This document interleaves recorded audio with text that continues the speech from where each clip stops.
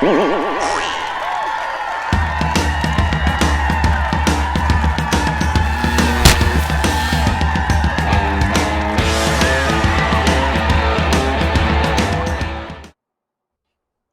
everybody. Welcome to another Comic Source Comic Boom collaboration. We're here to talk about Clear. Not enough C's for you guys.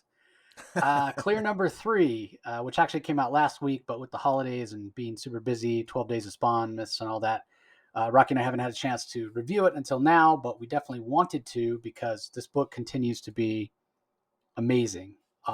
Maybe it's too soon to call it a book. Comic. It will be in print eventually from Dark Horse. But oh my God, is this like the perfect example of what the medium of comics can do with gorgeous art and a fantastic story. Like each issue in my mind has subsequently gotten better, and I'm more drawn into the world that Scott Snyder and Francis Manapul have created here. So Scott's the writer, Francis Manapul is the artist, but clearly there's Francis has written comics on his own before or with Brian Buccellato. So Francis is a fantastic storyteller on his own, which again helps inform the art. I'm sure Francis is heavily involved in the plotting as well.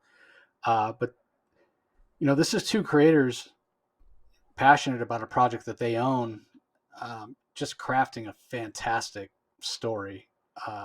Like I don't want this title to end, or if this particular story of Sam Dunes finishes, man, I mean, sky's the limit, right? When you talk about what stories can be told in this world of Clear. So I loved the third issue. What do you think, Rocky?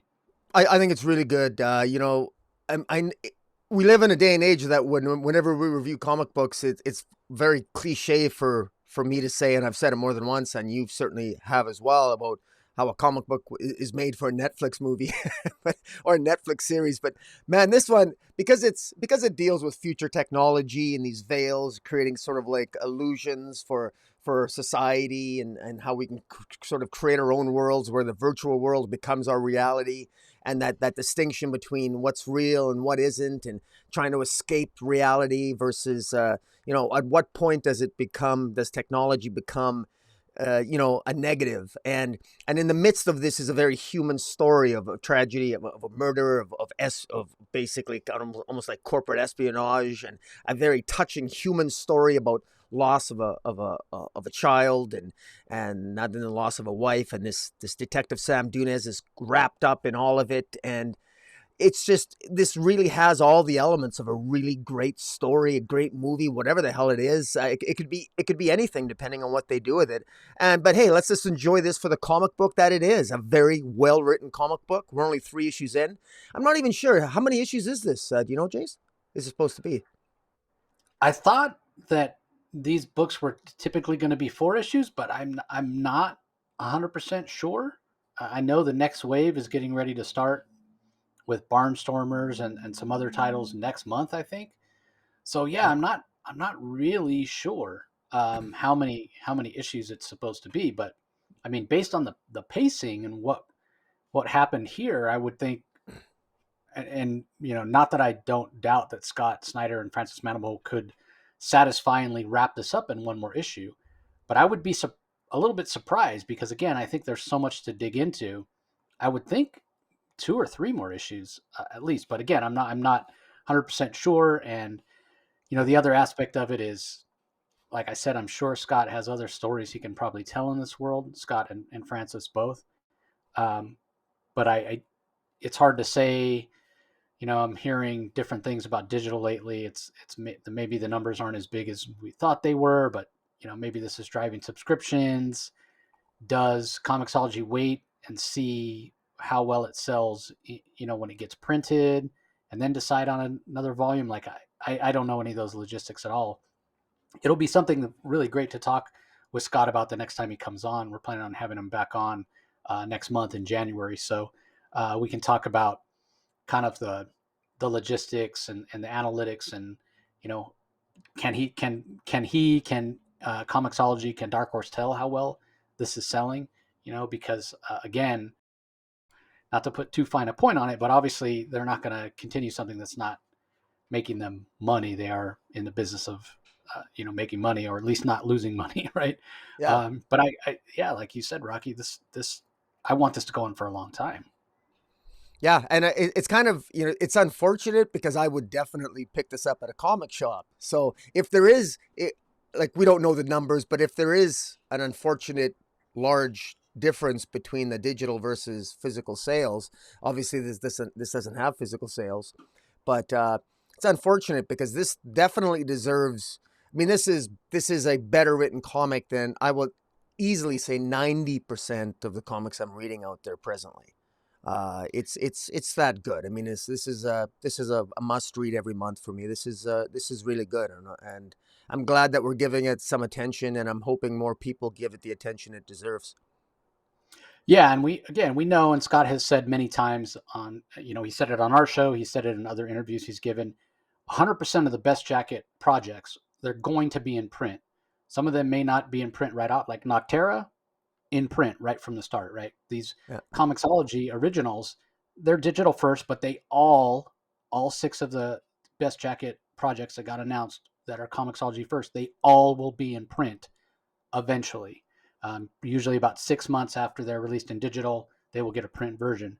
What we don't know is what sort of format, right? He said some of them may be released just as a collected edition. Some, like we know, for example, We Are Demons is going to be released um, in single issue form with, I think, some variant covers. So yeah, yeah, here's the thing, right? When a comic is this good, and this comic is that good, even though I've read it digitally, even though I have it in my, Amazon Prime Kindle Unlimited library, and I can read it anytime, anywhere I have internet access, I want to own this comic in print because it's that good, right? And as yeah, a collector, and as somebody that just wants to support an artist, and just as somebody who, and this, I think this is true of a lot of maybe not the newest collectors that have only ever read digitally, but I think for a lot of comic readers, when you love something, you want that tangible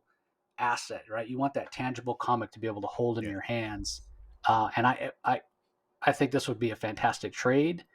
yeah. I think I would prefer this as a trade as opposed to single issues. But if it comes out single issues, I'll, I'll probably buy it in single issues. Yeah. Oh And and yeah, I and I feel compelled to say that if people out there, if people love the Brubaker and Phillips sort of style, this does have sort of a future crime noir feel to it. But just the formula that Brubaker and Phillips seem to have is that they've created for themselves their own niche and their own niche and their own style of storytelling. And Scott Snyder has done that himself as well. He's always got sort of a little bit of a horror element to all whatever genre he delves in. There's always a darker element that Snyder explores, and he does it very well with We Are Demons here, with Clear, and with Night of the Ghoul. And if he keeps these stories like 4 to 6 issues or whatever they might be, I mean, he could really create for himself a niche because he's already built for himself quite a good reputation as a reliable writer when it comes to these types of stories. So this is definitely in his wheelhouse. And with him working with different artists, he's got one up on Brubaker to the extent that he sort of is working with different artists, which might have mixed results, but he uses it very well. He chooses his artists very, very well to fit the narrative he's telling.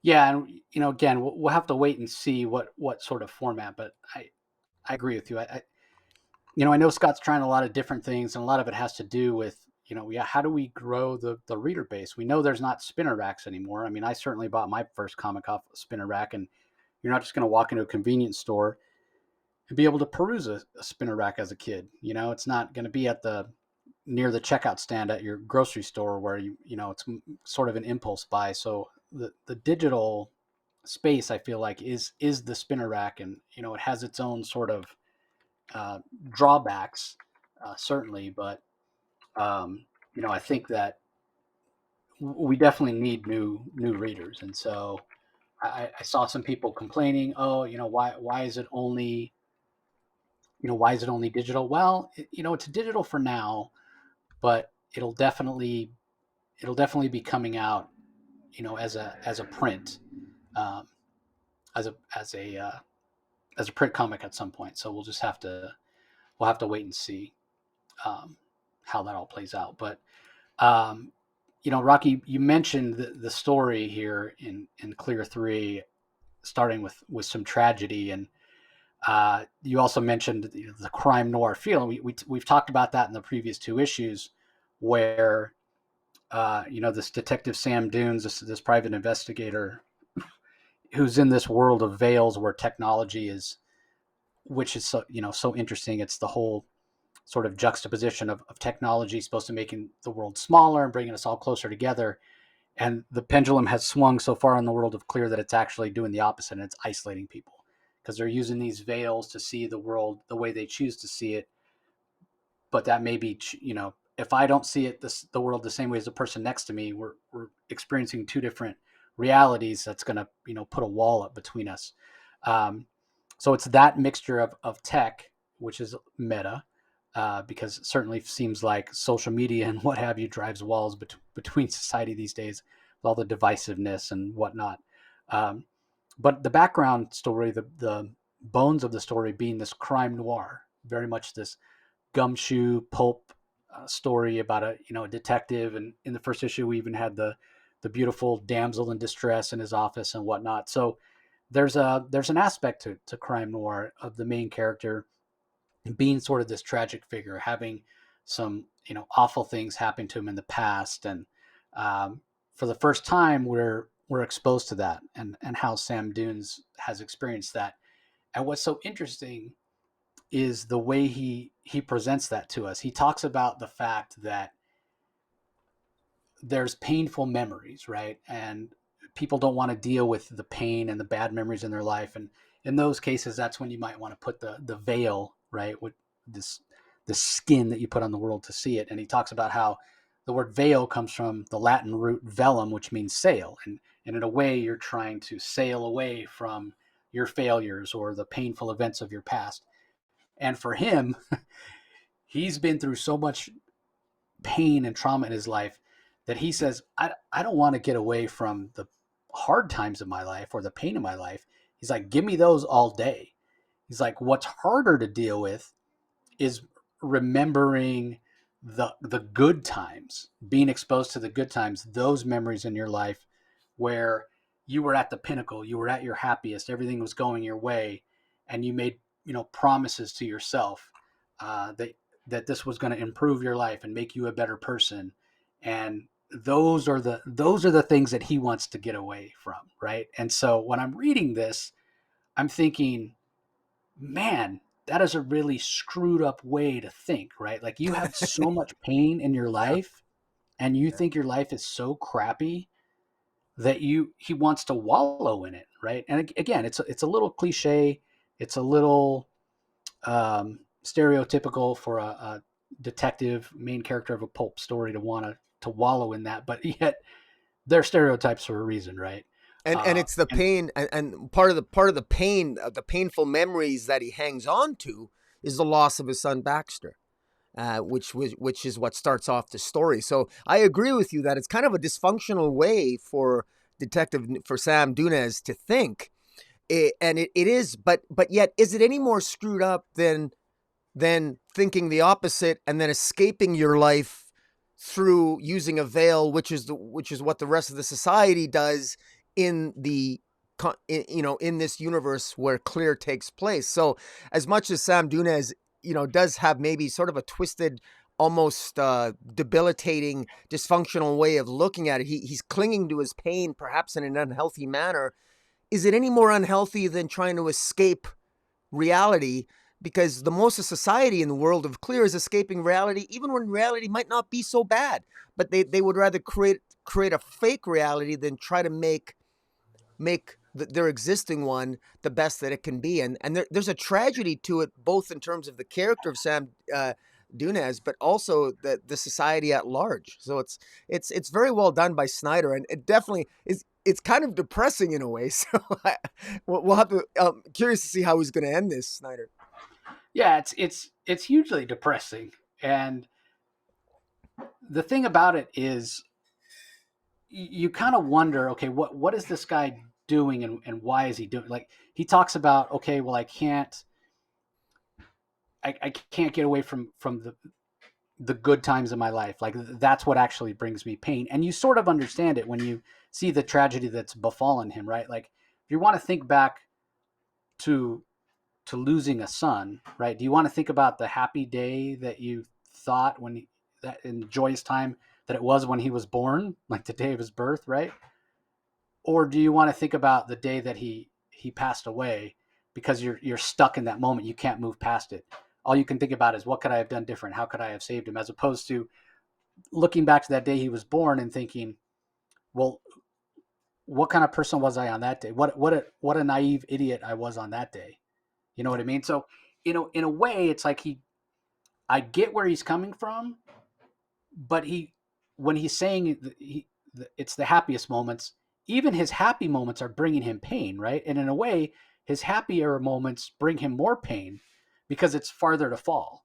As opposed to, Yeah. if he remembers back to, like, the tragedy with this car accident when his son passed away, um, if he's remembering that, at least he can remember his son on that day. But the fall, the difference in level of happiness between that day and where he's at now is smaller. So in a way, it's sort of limiting his pain. But he doesn't, obviously he's depressed, and he can't forgive himself for what's happened, and so that's sort of Yeah. the way he And looks at it.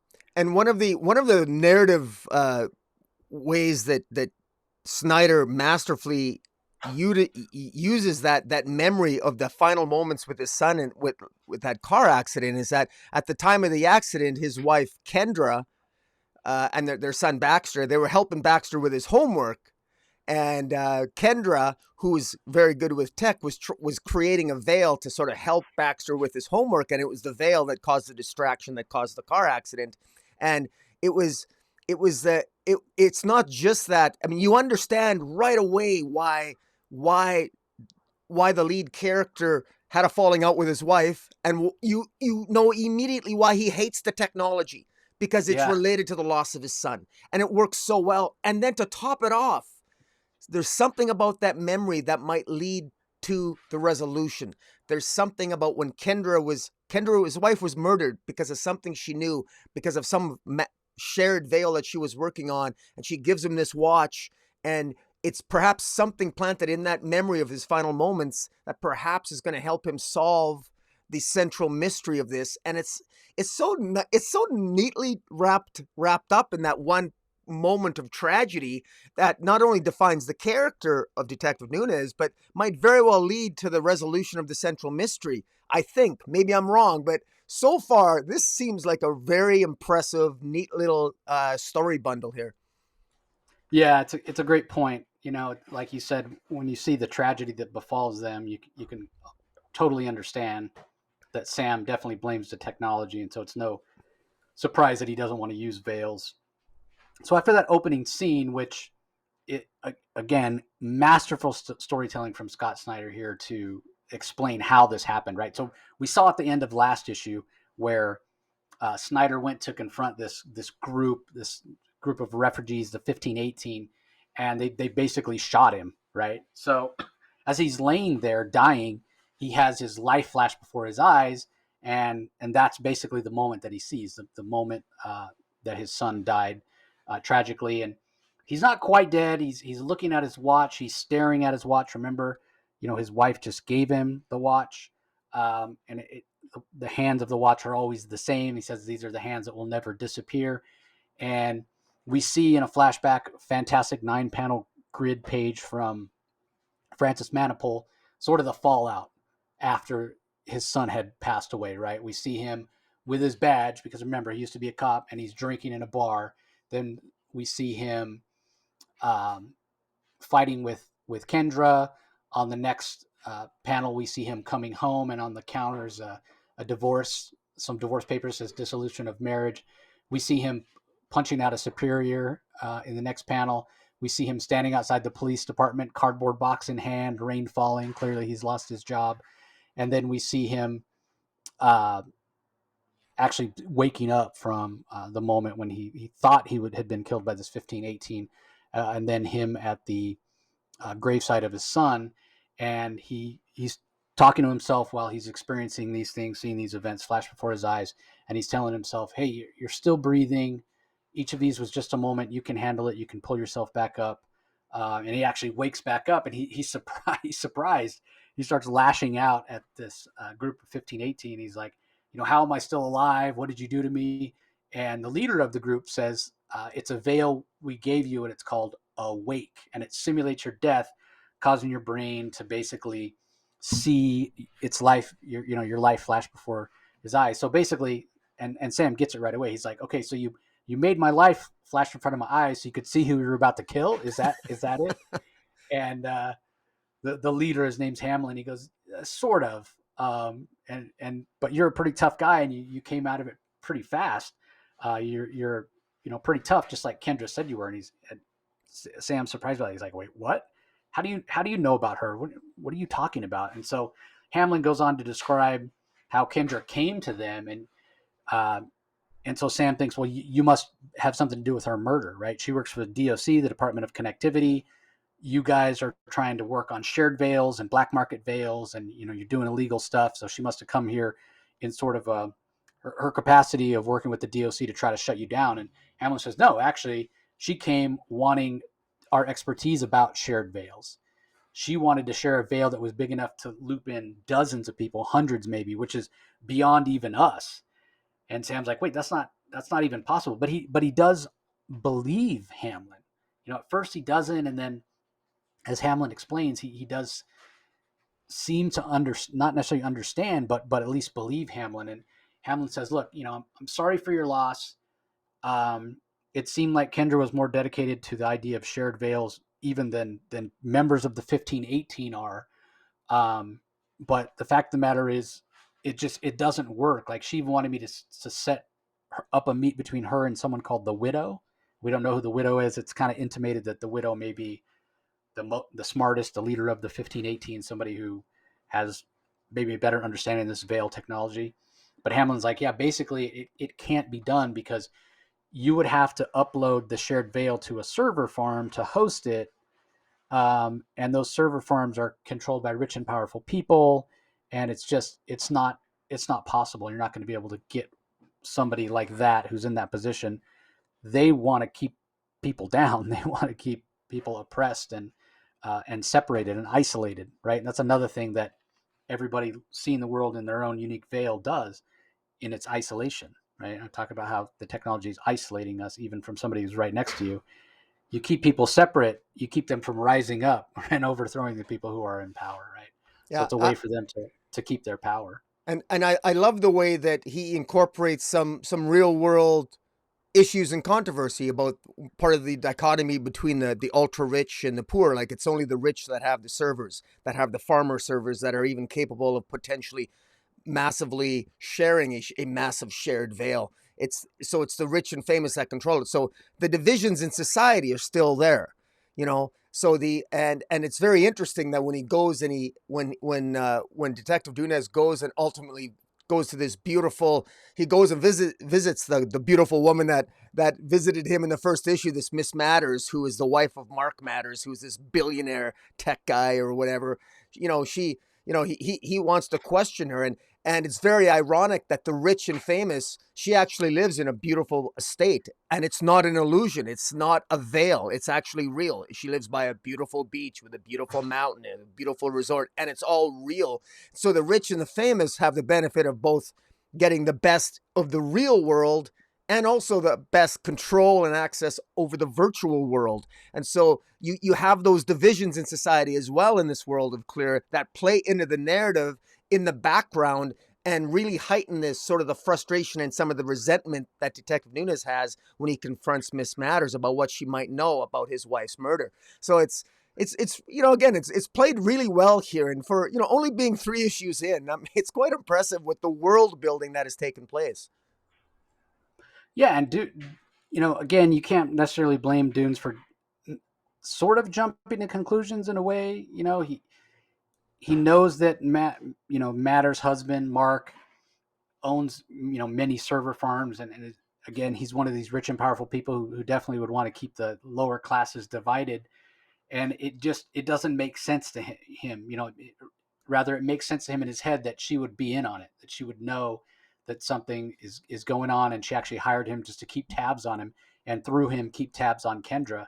Um, it seems a little bit of a stretch that he jumps to such a conclusion, such a he's convinced of it, but she manages to turn it around and say, yeah, I did know Kendra, and she came to me, and she wanted my help actually, um, because she must have known that I hate my husband, right?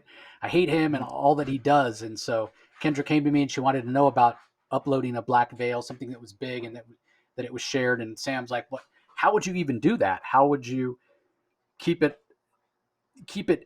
on the server without the safeguards, wiping it away or taking it down? And, Miss Mattersville said, well, that's a problem. That's what I told her, that it would be impossible to do because the safeguards of the servers that are automatically built in would spot it right away and take it down. And she was looking for a way to make it unseeable to the server so that it would get past the alarms. And I think she found a way to do it. She was going to show me, but then she was killed. Um, and so then Sam says, well, do you think that, and then you were watching her basically, and you think that she sent this veil to me? She sent me a watch. And Miss Matter says, yes. And the watch must somehow be a clue. It must point the way. Um, I can't help you. I can't go down that road, but you can find Baxter. And Sam's like, what do you mean Baxter? That was the name of their son. That was the name of Sam and Kendra Dune's son.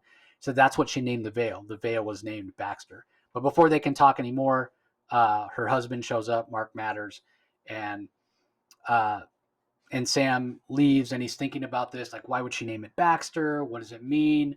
Why would you hide all this from me, Kendra? Does it have something to do with our son? I wish you'd come to me.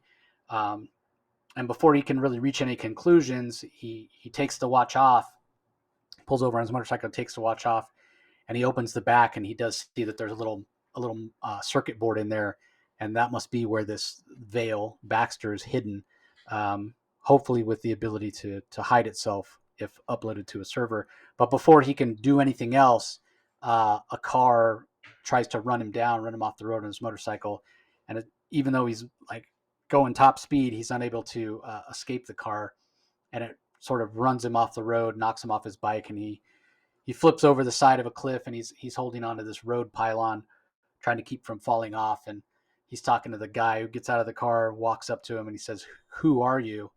And the guy takes off his helmet, and it's Baxter himself, or not Baxter, rather Sam Dunes himself. So Sam's sitting there trying to hold onto this pylon, and this guy's got his boot on his helmet, and he's staring at himself. So not unlike what we saw in the second issue, right, where the guy that was in the park with the tree that cherry tree, George Washington had cut down, was there and got attacked and killed by somebody that looked like himself. So we're sort of seeing the same behavior here. So who this is, I'm assuming it's not a clone of Sam Dunes. It's got to be some guy using a veil to make himself look like Sam, and maybe he will try to take over Sam's identity to stop Baxter, or stop the veil from being uploaded. Like, yeah, there's clearly, like Rocky said at the beginning, this corporate espionage, conspiracy theory type stuff going on. So, yeah, I mean, I was looking at some stuff while we were talking, and it does look like it's a 4-issue, but I'm not sure. It seems like there's a lot to wrap up with only Well, I one think issue to that go. yeah, I think that there is. I can see. I suspect that the answer to the resolution of this mystery is going to be tied in with the sort of like that microchip that he found, that Dunez found, Sam found in his watch, that his wife clearly put there, and I do think that it's going to be linked, as I said before, uh, in the car accident that led to the death of their son. When his mother, when Kendra created a veil to show young Baxter, to help him with his homework while Sam was driving, Baxter rejected it. Baxter didn't want the veil. And so even Baxter didn't like the idea of a veil in front of him. So it was almost as if Baxter himself, as a child, liked his own creation. He drew his own son. Like and on the image itself, that that Baxter that Baxter was sort of rejecting was sort of, Kendra projected the sun out in front of them on sort of like it was almost like a massive veil that they were all seeing. So the interesting thing is that the event that led to the tragedy of the loss of their son almost seemed like a shared veil in and of itself that all three of them could see, because it was a shared veil that caused the car accident. And Kendra didn't intend for that to happen. So Kendra must have stumbled upon something precisely because of that accident itself. What caused the accident might have been the very thing that caused Kendra to stumble upon how to overcome the addiction of the veil, perhaps. And maybe the answer is simpler than we might think. And so I really like that, and I really like the fact that out of such a tragedy like that, and this goes back to Sam's central dysfunction, his central pain, is he doesn't want to lose his pain, because if he loses his pain, he doesn't want to escape the memory of his son. He doesn't want to escape the last memories he had of his son, however tragic it might be, but it's the memory of his son.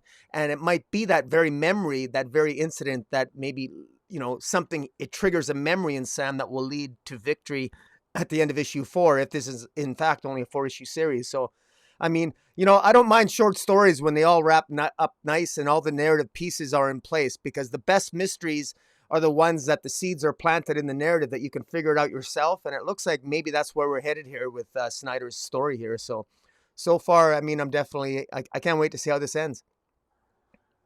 Yeah, again, it's hard to overstate just how perfect this is for this medium. It's got the right amount of emotion, it's got beautiful art, the pacing is fantastic. Um, One of the things about comics, and I've had a few people on the show that have talked about this recently. Tom King talked about it most recently. Hope you guys all checked out that episode on Christmas, and I've talked about it in the past. So much of what happens in comics happens between the panels, right? More of the stories happens in what's called the gutters than you actually see on the page. These are static images, right? It's not a movie, it's not a TV show, and it's an unlimited budget when you're talking about what the artist can draw. Um, so when it comes to what you see in the panels and the sequential storytelling, the transitions from panel to panel being seamless, it matters so much what you see and what you don't see, because what you don't see, your mind fills in. And what Snyder and Francis Manapul have done here is they have filled those empty spaces, they filled those gutters with perfect emotion and perfect pacing. And you can easily imagine our own world heading down this path, right? Like, it's got enough Yeah. meta, and I don't think that Scott was, um, he wasn't to the point where he was trying to comment on today's technology and divisiveness in the world, and how technology separates us, at least not on the surface, right? Like, all that's subtextual, and I think he lives in this world, so obviously it's gonna leak into the story because it's subconscious at some point.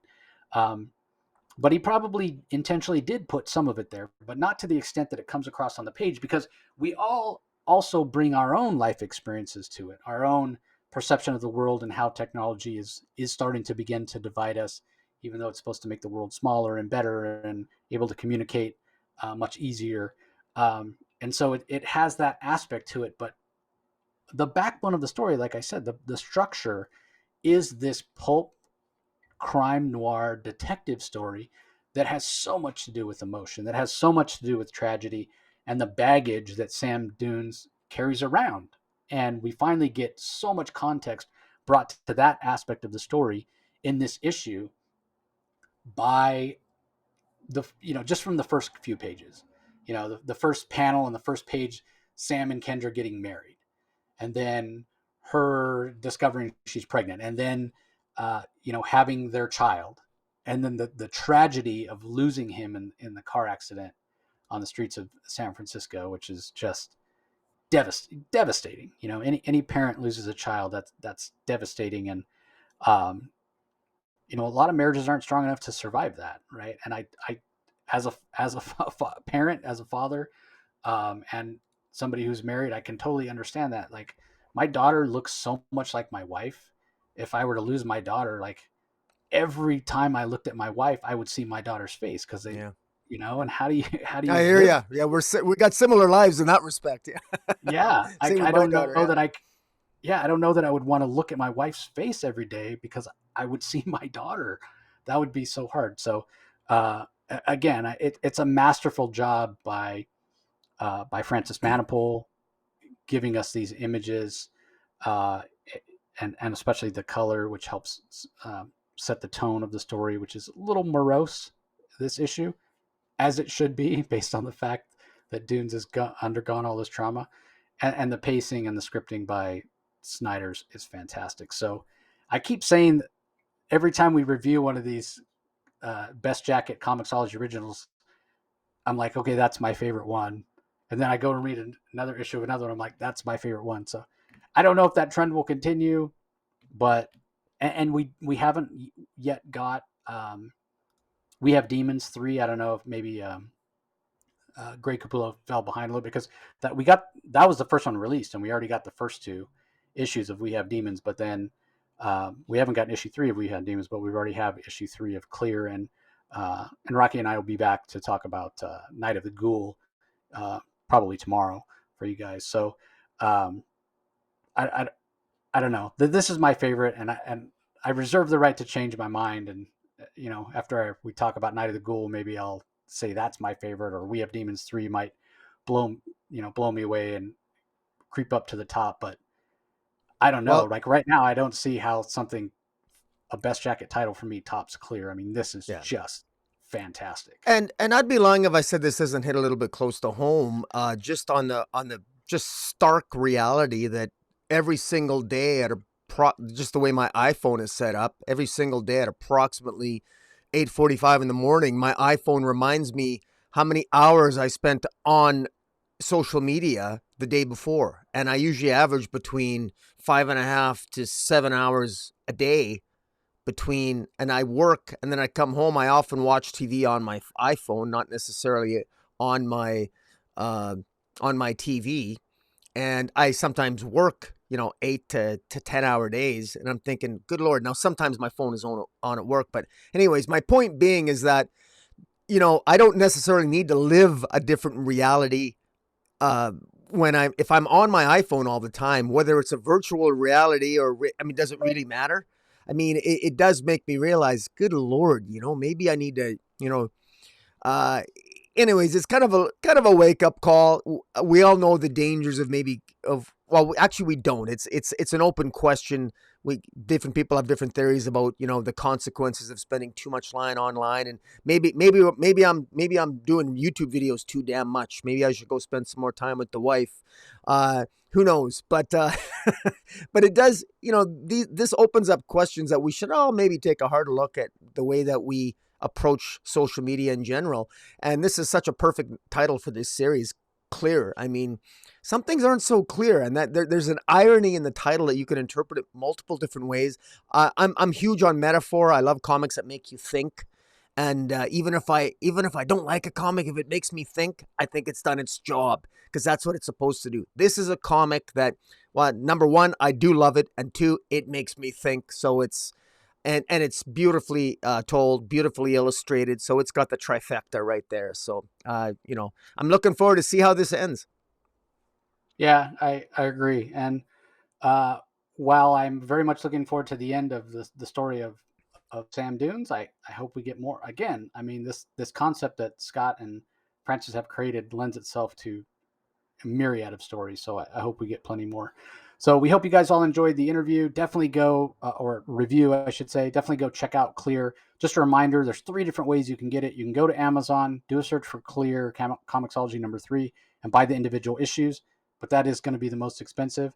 If you have an Amazon Prime account already, you get all the Comixology originals for free. If you don't, you can just subscribe to Comixology Unlimited, which I think is $7.99 a month.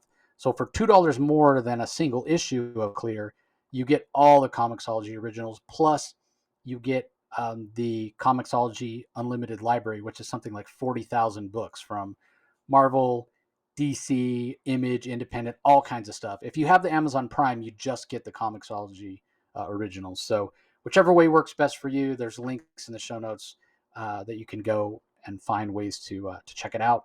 So I definitely encourage you guys all to read Clear. I mean, this is fantastic.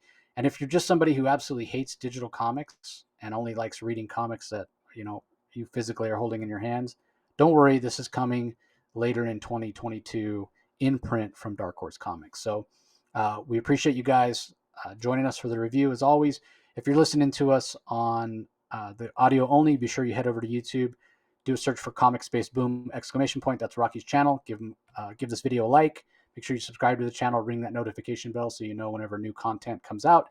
Conversely, if you're checking us out on YouTube, be sure you head over to your favorite podcast app or platform and do a search for the Comic Source and subscribe so you don't miss any of our audio only content. So we appreciate you joining us as always, and we'll talk to you next time. See you later.